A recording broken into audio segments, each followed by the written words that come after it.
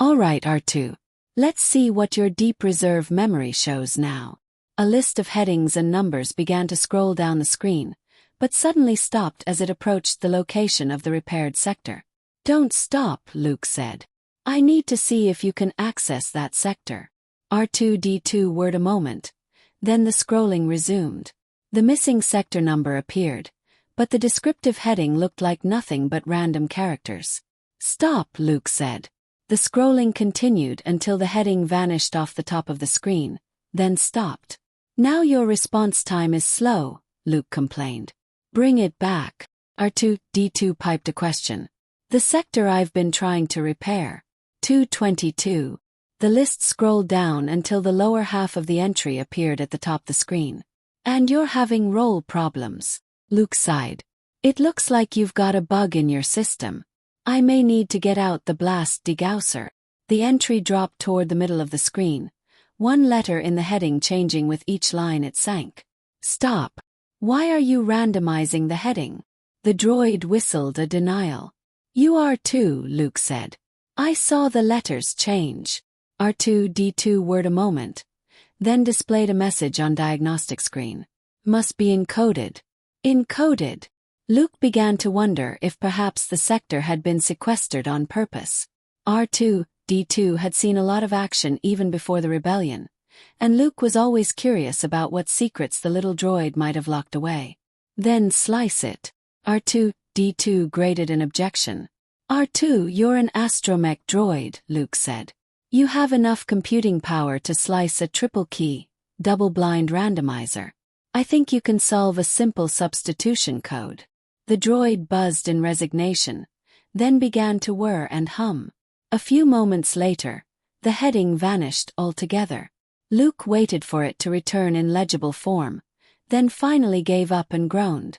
Don't tell me you lost the heading. R2-D2 trilled an apology. No problem, Luke said, losing his patience with the little droid's excuses. He lowered his magnispecs. I'll just fuse it to a sector that is in the directory.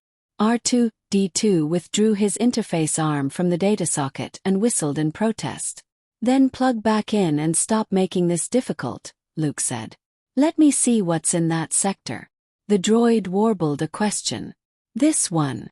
Luke touched the tip of his soldering filament to sector 222 and was astonished to hear a tinny female voice erupt from the droid's speaker. Anakin! Luke caught a glimmer of moving light on the workbench. He flipped up his magnispecs, expecting to find the images of Tahiri and his dead nephew, Anakin, sharing a personal moment R2-D2 had caught with his holorecorder. Instead, Luke found himself watching a beautiful hand-sized brown-eyed woman whom he did not recognize. She walked across the workbench, then stopped beside a sinewy young man dressed, as she was, in night clothes. What's bothering you? The young man continued to look away from her. Nothing. How long is it going to take for us to be honest with each other? Luke's heart rocketed into his throat. He had not immediately recognized his father. He wanted to call out to Mara to share with Leia what he was feeling, but he was too stunned. He simply continued watching. The young man, Anakin, turned to face the woman. It was a dream. Bad? Anakin looked over her Like the ones I head. used to have about my mother, just before she died. The woman hesitated, then finally asked. And? Anakin's gaze fell. And it was about you. The hologram crackled to an abrupt end, and an ominous humming arose deep inside R2-D2's internal workings. Luke flipped down his magnispecs and peered in to find the recording head bumping against his soldering filament as it attempted to access sector 222. R2. Luke reached for the droid's primary circuit breaker. Wait! The recording head stopped moving, but Luke did not lift the soldering filament. What are you doing? The droid reinserted his interface arm into the data socket, and Luke had to flip up his magnispecs to read the message on the diagnostic screen. He continued to hold the soldering filament in place. I need to reformat sector 222. Those data are corrupted. Nothing looks corrupted to me. Luke could not understand why R2-D2 would try so desperately to hide 222's contents, but he had no doubt that was exactly what the droid was doing. Who was that woman with my father? R2-D2 whistled 2 notes. The woman in the hologram, Luke said irritably. Show it to me again.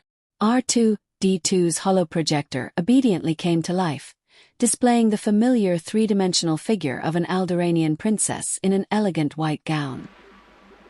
Help me, Obi-Wan Kenobi. You're my only hope. Not that woman, Luke said. I know my sister. The one talking to Anakin. Is she my mother? A message appeared on the diagnostics display. I don't know what woman you're talking about. That sector is defective. It should be sequestered. It was sequestered, probably on purpose. Luke studied R2-D2 carefully, touching him through the Force. With most other droids, any hope of sensing the truth would have been lost to the indecipherable Force static generated by its system routines. But R2-D2 had been Luke's close companion for nearly 3 decades. The little droid's static aura was as distinctive to him as was the presence of Mara or Leia or Han. After a moment, Luke sensed the direction his questions should take. It didn't look like they knew you were holo-recording. What were you doing? Spying. R2-D2 let out a squeal that Luke took to be a protest of denial, until it ended in a sharp crackle and a surge of electricity melted the filament Luke was using to protect Sector 222. He jerked the wire free and started to rebuke the droid for his stubbornness, but one whiff of the acrid fumes pouring from the access panel told him this much damage was nothing the droid would do to himself. Luke used the Force to trip R2-D2's primary circuit breaker, then opened a second access panel to vent the interior of the casing. When the smoke cleared, he flipped his magnospecs down and saw that every circuit within a millimeter of Sector 222 had been melted. Worse, a bead of hot filament had landed on the sector itself. Luke tore his magnospecs off and hurled them against the wall. Criffing slicers. He could not help feeling that someone had gone to a great effort to prevent him from discovering his mother's identity, but of course that was just his disappointment. Whoever had booby-trapped R2-D2 spyware had done it for their own reasons. Reasons important 50 years ago, but that hardly mattered now. Criffing history. Dad, Ben's voice asked. What's criffing? Luke turned to find his son standing at his side, mouth agape at his father's unaccustomed display of anger. Nothing, a bad word, Luke said, calming himself. With a little luck and the proper equipment, the memory chip could be restored and the booby trap bypassed. Things were never as bad as they seemed. Your mother won't be happy I said it in front of you. Don't worry. I won't tell. An innocent smile came to Ben's small face. Maybe I can have a tube of Nerf spread.